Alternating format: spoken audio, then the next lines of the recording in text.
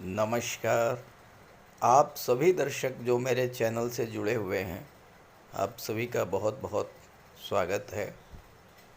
राहु मारेगा, देवगुरु करेंगे रक्षा। जी हाँ, दैत्य सेनापति राहु 18 मई को राशि परिवर्तन करके अपने मित्र शनि की राशि कुंभ राशि में आ चुके हैं।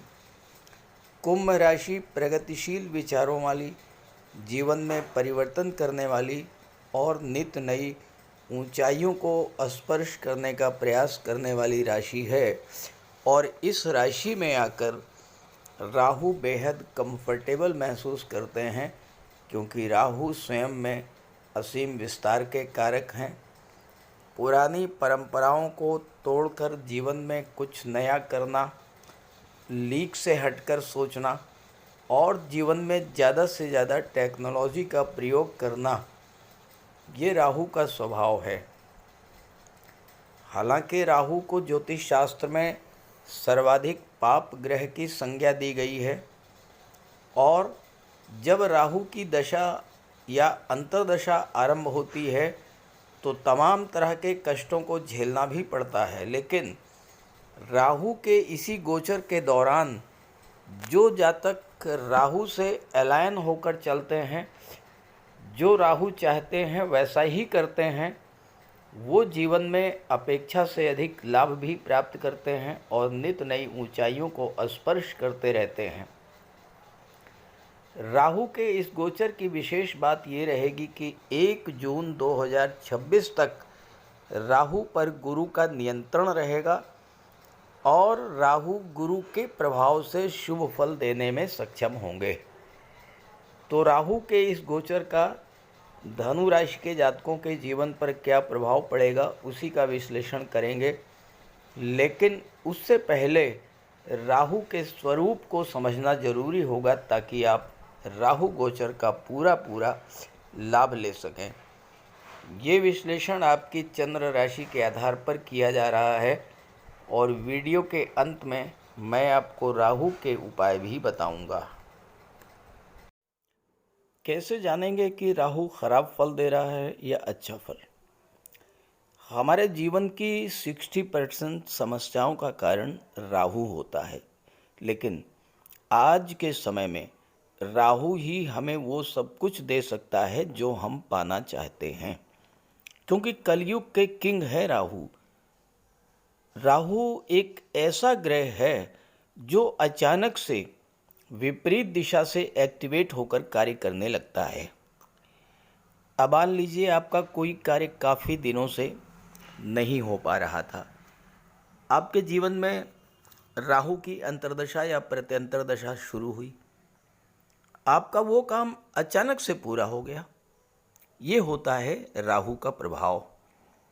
राहु के भीतर अतीन्द्रिय शक्ति होती है और उसमें हर तरह के षड्यंत्र को समझने की और उसको विफल करने की क्षमता होती है। राहु विदेश के कारक होते हैं। जिनकी कुंडली में राहु अच्छे होते हैं वो विदेश जाते हैं और विदेशों से अच्छा धन प्राप्त करते हैं, और उनकी भाग्योन्नति भी विदेश में होती है।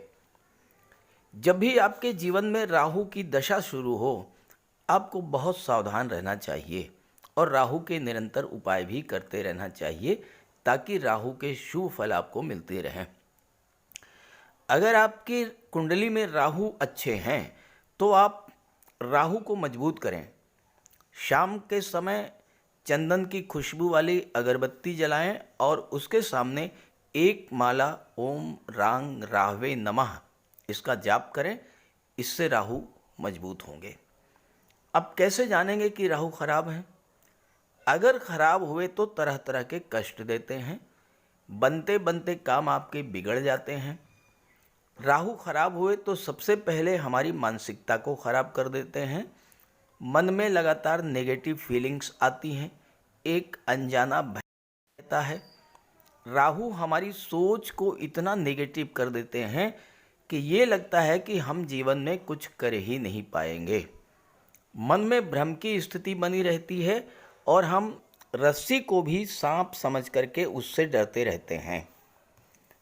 अगर आपके साथ लगातार चीटिंग होती रहे, लगातार आपको धोखा मिलता रहे, सरकार से जुड़े कार्यों में लगातार असफलता मिलती रहे, किसी काम में मन न लगे, अचानक से आपके जीवन में अशुभ घटनाएं घटित होने लगें, तो आप समझ जाइए कि राहु खराब फल दे रहे हैं और फिर वो उपाय कीजिएगा जो मैं आपको वीडियो के अंत में बताने जा रहा हूँ।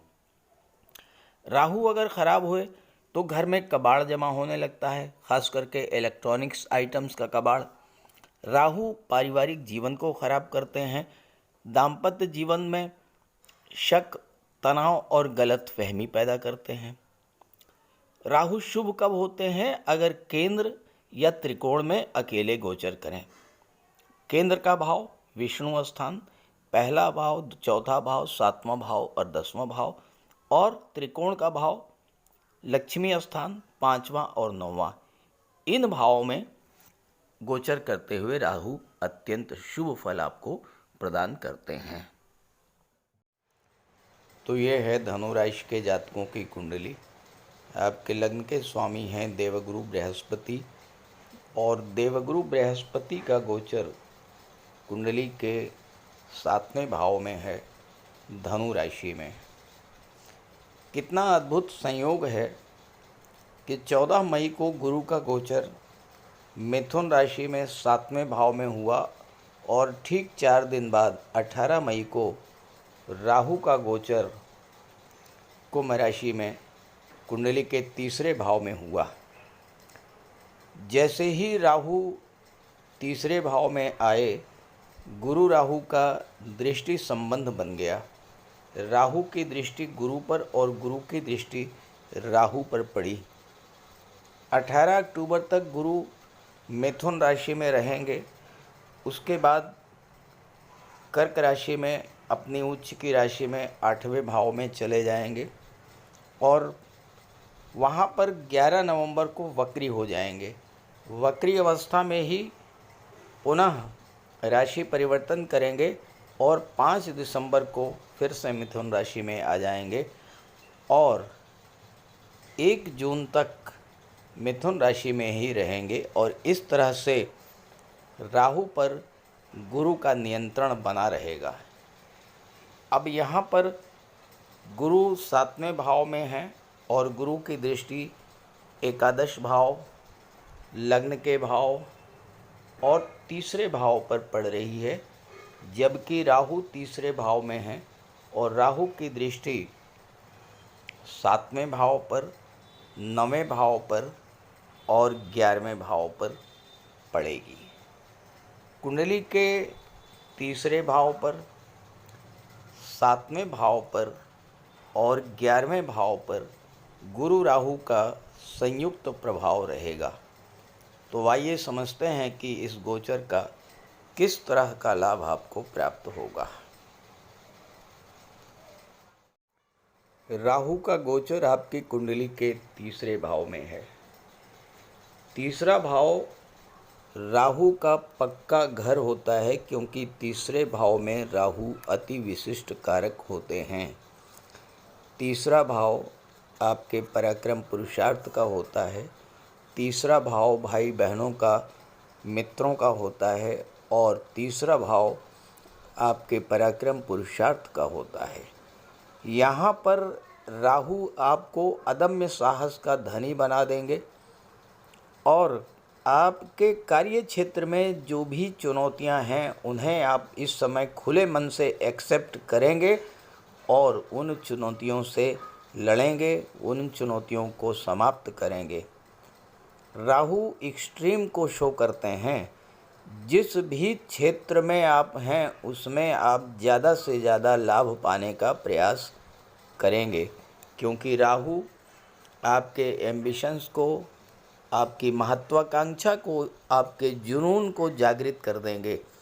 और चूंकि लाभ के भाव पर गुरु की भी दृष्टि है और राहु की भी दृष्टि है, तो इस समय अचानक से बड़ा लाभ मिलने का भी योग बनेगा। 11वां भाव आपकी इच्छाओं को, आपके सपनों को दर्शाता है और इस समय आप कुछ बड़ा करेंगे। राहु आपकी इच्छाओं को पूरा करेंगे। राहु विदेश के कारक होते हैं। तीसरा भाव संचार माध्यमों का होता है, तो राहु आपको संचार माध्यमों के द्वारा, ऑनलाइन प्लेटफॉर्म के द्वारा विदेश से जोड़ेंगे। और जो लोग विदेशों से जुड़े हुए हैं, जो लोग इंटरनेट, सोशल मीडिया का प्रयोग करते हैं, क्योंकि राहु इन सब के कारक होते हैं, तो विदेशों से जोड़ करके आपको इस समय बड़ा लाभ प्रदान करेंगे। लेकिन यहाँ पर एक बात का आपको विशेष ध्यान रखना पड़ेगा। 11वां भाव जो होता है ये आपके फ्रेंड सर्किल को भी दर्शाता है। तीसरा भाव जो होता है ये आपके पड़ोसियों को दर्शाता है, आपके भाई बहनों को दर्शाता है। और जब भी राहु का संबंध तीसरे भाव से बनता है या 11वें भाव से बनता है, चूँकि 7वें भाव से भी राहु का संबंध बन रहा है, यानी व्यापार व्यवसाय से भी राहु का संबंध बन रहा है, तो इस गोचर काल में आपके साथ आपके मित्रों के द्वारा, आपके बिजनेस पार्टनर के द्वारा या आपके पड़ोसियों के द्वारा आपके साथ धोखाधड़ी भी हो सकती है। हालांकि गुरु आपकी रक्षा करेंगे, क्योंकि गुरु की भी दृष्टि तीसरे भाव और 11वें भाव पर है, लेकिन आपको विशेष सावधान रहना पड़ेगा। दूसरी बात, तीसरा भाव ऑनलाइन एक्टिविटीज़ का होता है, संचार माध्यमों का होता है। और राहु संचार माध्यमों के कारक तो होते हैं, लेकिन राहु छल कपट फरेब और धोखे के भी कारक होते हैं। ध्यान दीजिएगा, इस गोचर काल में साइबर फ्रॉड को लेकर के आपको बेहद सावधान रहना होगा। आपके साथ साइबर फ्रॉड भी हो सकता है, इसलिए किसी को भी आप अपना OTP ना बताएं, किसी को भी अपना बैंक अकाउंट ना बताएं। बैंक से रिलेटेड कोई भी डिटेल आप किसी को भी शेयर ना करें, अन्यथा आपके साथ चीटिंग हो सकती है। इस बात को लेकर के आपको विशेष सावधानी भी बरतनी पड़ेगी। और चूंकि आपके जीवन में शनि की ढैया भी शुरू हो चुकी है और शनि आपकी कुंडली के चौथे भाव में बैठे हुए हैं, किसी प्रॉपर्टी का सौदा करते समय आंख बंद करके आपको प्रॉपर्टी नहीं खरीदनी है। उस प्रॉपर्टी के सारे पेपर्स चेक कर लेने हैं, प्रॉपर्टी के बारे में पूरी तरह से जानकारी कर लेनी है और किसी लीगल एक्सपर्ट्स की राय भी लेनी है। उसके बाद ही आपको प्रॉपर्टी खरीदनी है, क्योंकि ढैया के दौरान शनि आपको प्रॉपर्टी तो दिला देंगे, लेकिन प्रॉपर्टी रिलेटेड डिस्प्यूट्स भी उसी के साथ साथ आपको मिलेंगे। राहु तीसरे भाव में हैं और राहु छाया ग्रह हैं, तो फोटो रिलेटेड एरियाज़ को भी दर्शाते हैं। तो जो लोग फ़ोटो रिलेटेड एरियाज से जुड़े हुए हैं, film industry, TV serial, modelling के क्षेत्र से जुड़े हैं, सोशल मीडिया से जुड़े हुए हैं, शैडो रिलेटेड एरियाज से जुड़े हुए हैं, ऐसे जातकों को भी इस समय अचानक से बड़ा लाभ मिलने का योग बन रहा है।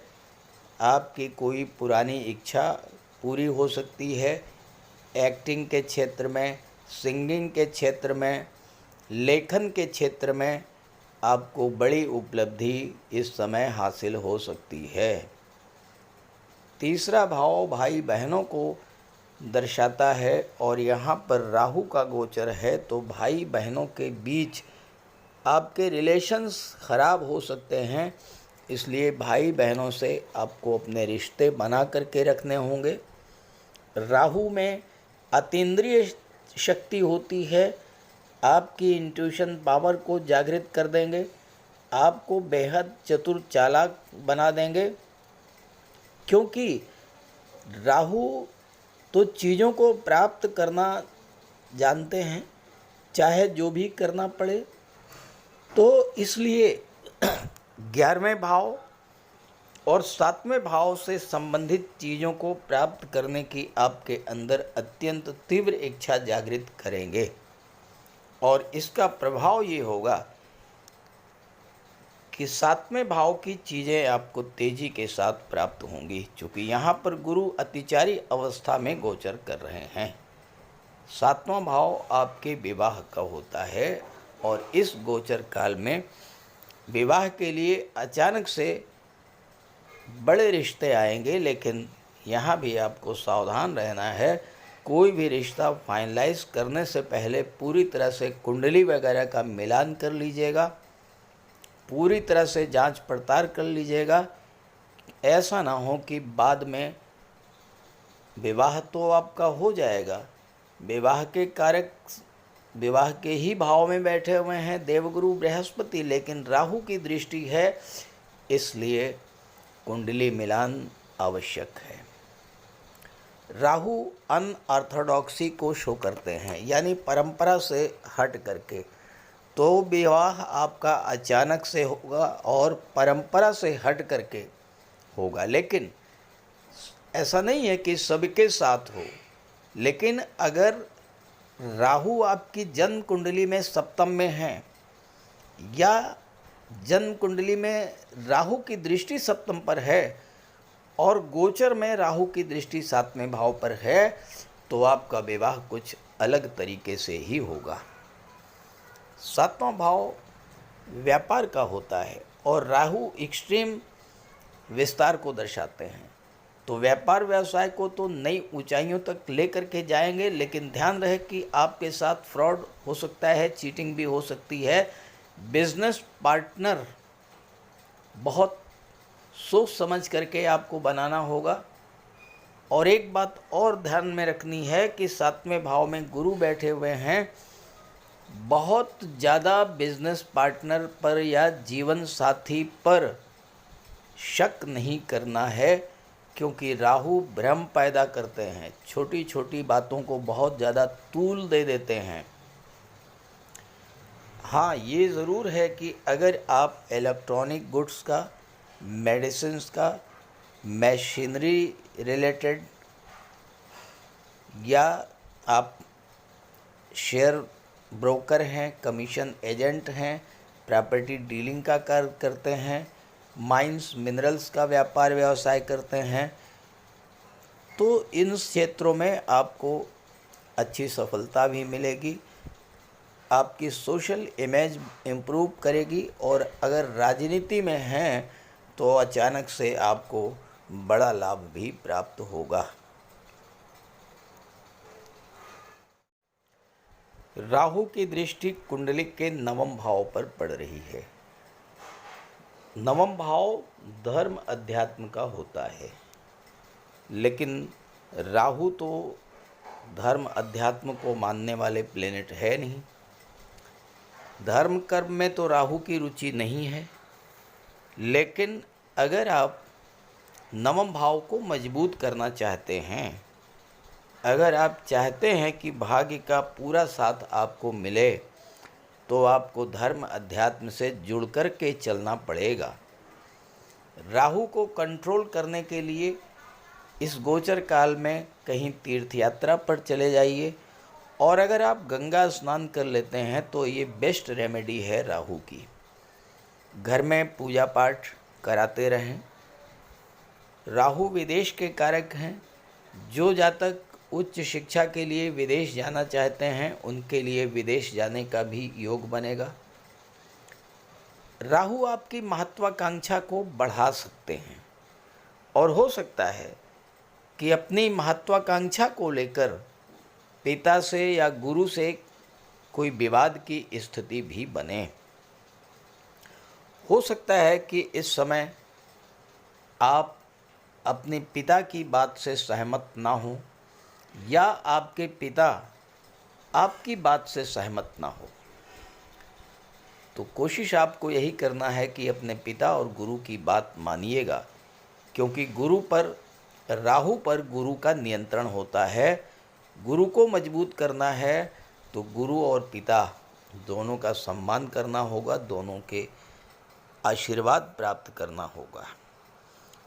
अगर आपकी जन्म कुंडली में राहु नवम भाव में शुभ स्थिति में है या राहु की दृष्टि नवम भाव पर है, तो अचानक से भाग्य भाव जागृत हो सकता है। भाग्य का साथ मिलने से आपकी महत्वाकांक्षाएं पूरी होंगी, आपके सपने बड़े होंगे और आप भाग्यवश उन सपनों को पूरा भी करेंगे।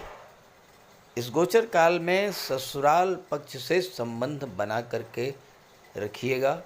आपकी बड़ी सोच होगी और उच्च स्तर की सफलता भी मिलेगी। राहु और गुरु दोनों की दृष्टि 11वें भाव पर पड़ रही है और राहु से ज़्यादा लाभ कोई दे ही नहीं सकता है। अगर 11वें भाव पर राहु की दृष्टि पड़े और यहाँ पर राहु की दृष्टि अपने मित्र शुक्र की राशि पर पड़ रही है, जो कि धन के कारक होते हैं, जो कि आपकी इच्छाओं को रिप्रेजेंट करते हैं, तो इस समय आपकी कोई बड़ी और पुरानी इच्छा अचानक से पूरी हो सकती है। हर तरह का लाभ आपको प्राप्त होगा। अगर आपको आपके एफर्ट्स का लाभ नहीं मिल रहा था, धन प्राप्ति में बाधा आ रही थी, तो अचानक से स्थितियों में परिवर्तन आएगा। अचानक से धन की प्राप्ति होगी, विदेशों से धन मिल सकता है। राहु यहाँ पर चारों तरफ से धन की प्राप्ति कराएंगे। आपके मित्र हैं, आपके जो संबंधी हैं, उनके माध्यम से भी धन की प्राप्ति होगी, लेकिन यहाँ भी आपको सावधान रहना होगा, क्योंकि राहु की कोई लिमिट नहीं है। राहु एक्सट्रीम को शो करते हैं। अचानक से मोटा पैसा कमाने के चक्कर में, अचानक से रातों रात अमीर बनने के चक्कर में कहीं ऐसा ना हो कि आप जुआ, सट्टा और लॉटरी के चक्कर में पड़ जाएं। इन चीज़ों से आपको पूरी तरह से बच कर के रहना होगा। हाँ, शेयर मार्केट में आप निवेश करते हैं तो उसमें आपको अच्छा लाभ मिलेगा। लंबे समय के लिए थोड़ा थोड़ा निवेश कीजिएगा। गवर्नमेंट के पास रुका हुआ धन आपको प्राप्त होगा। मल्टी सोर्स इनकम होगी आपकी। राहु आपके सोशल रिलेशंस को भी बढ़ा देंगे और आपको आपके सोशल सर्किल का लाभ मिलेगा। व्यापार से लाभ मिलेगा, चूँकि सप्तम पर गुरु की दृष्टि है और राहु विदेश के कारक हैं, तो विदेशी व्यापार से लाभ मिलेगा। इस समय अगर चूँकि दशम भाव के स्वामी बुध हैं और बुध राहु के मित्र हैं, बुध वाणी और बुद्धि के कारक हैं, अगर आप बैंकिंग, एजुकेशन, फाइनेंस या IT सेक्टर से जुड़े हैं तो वहाँ से भी आपको बड़ा लाभ मिलेगा। 11वां भाव आपके सपनों का होता है, आपकी इच्छाओं का होता है और राहु डीप अटैचमेंट के कारक होते हैं, तो आपकी इच्छा पूर्ति में सहायक होंगे और कोई पुरानी इच्छा इस समय आपकी पूरी होगी। लेकिन ध्यान रहे, धनु राशि के 1-2 नहीं करोड़ों जातक हैं, तो क्या सभी जातकों को एक जैसा ही फल प्राप्त होगा? ऐसा बिल्कुल संभव नहीं है, क्योंकि हर जातक की कुंडली में राहु, गुरु, शनि, सूर्य, शुक्र, बुध, मंगल की स्थितियां अलग अलग होंगी। अब मुझे नहीं पता कि आपकी कुंडली के किस भाव में किस ग्रह का गोचर है और वो ग्रह उच्च की राशि में है, नीच की राशि में है, उदित है, अस्त है, शत्रु राशि में है, मित्र राशि में है, और किस ग्रह की महादशा या अंतर्दशा गतिमान है। तो अगर आप ये जानना चाहते हैं कि आपके जीवन में समस्याएं जो चल रही हैं उनका कारण क्या है और उनका समाधान क्या है, तो वीडियो के डिस्क्रिप्शन बॉक्स में मैंने अपना व्हाट्सअप नंबर दे दिया है। आप अपनी प्रॉब्लम्स को व्हाट्सअप कर सकते हैं और मैं उसका समाधान प्रस्तुत करने का पूरा प्रयास करूंगा। अब आइए समझते हैं राहु के उपायों के बारे में। जीवन में परेशानियां बढ़ रही हों, संघर्ष बढ़ रहा हो, अचानक से आपके जीवन में नकारात्मक घटनाएं घटना शुरू हो जाएं, अचानक से आपको धन हानि शुरू हो जाए, परिवार में कलह शुरू हो जाए, बीमारियों से, रोगों से आप परेशान होना शुरू कर दें, तो आप ये समझ लीजिए कि राहु खराब फल दे रहे हैं। तो राहु के लिए कुछ सामान्य से बहुत सामान्य उपाय हैं, लेकिन बहुत प्रभावी उपाय मैं आपको बताने जा रहा हूँ। देखिए, देवाधिदेव भगवान भोले शंकर ये शनि पर भी नियंत्रण रखते हैं और राहु पर भी नियंत्रण रखते हैं। और अगर आप भगवान भोले शंकर की आराधना करते हैं तो शनि भी नियंत्रित रहेंगे और राहु भी कंट्रोल में रहेंगे।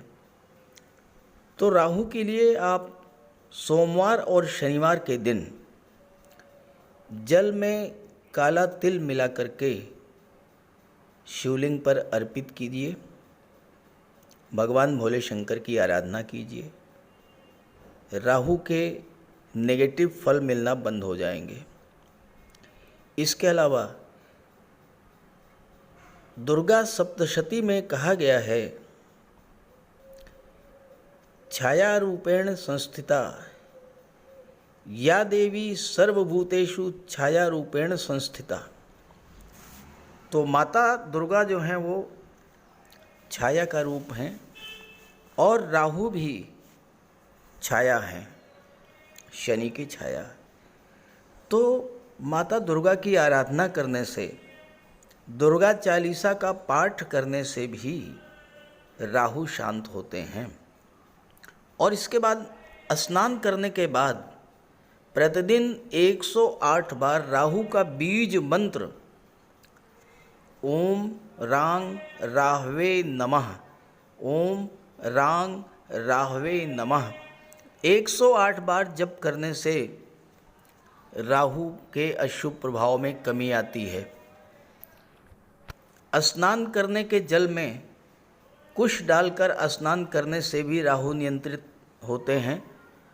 और शनिवार के दिन सुबह पीपल के वृक्ष में जल चढ़ाने से और शाम को घी का दीपक जलाने से भी राहु नियंत्रित होते हैं। और इसके अलावा पक्षियों को बाजरा डालने से भी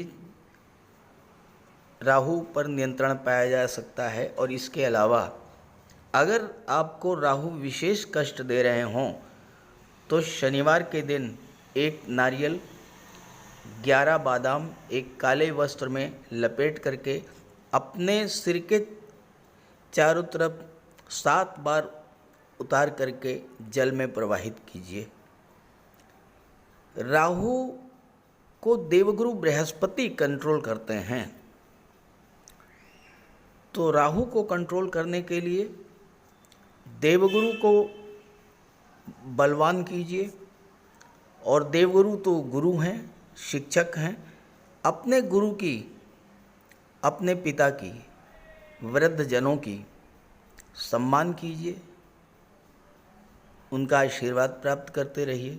गुरु को बल मिलेगा, राहु पर नियंत्रण होगा। और इसके अलावा राहु ससुराल पक्ष के कारक होते हैं। तो अगर राहु खराब हैं तो भूल करके भी ससुराल पक्ष से संबंध खराब मत कीजिएगा। तो ये छोटे छोटे उपाय हैं। और इसके अलावा गोमेद भी धारण किया जा सकता है, लेकिन किसी योग्य ज्योतिषी की सलाह लेकर।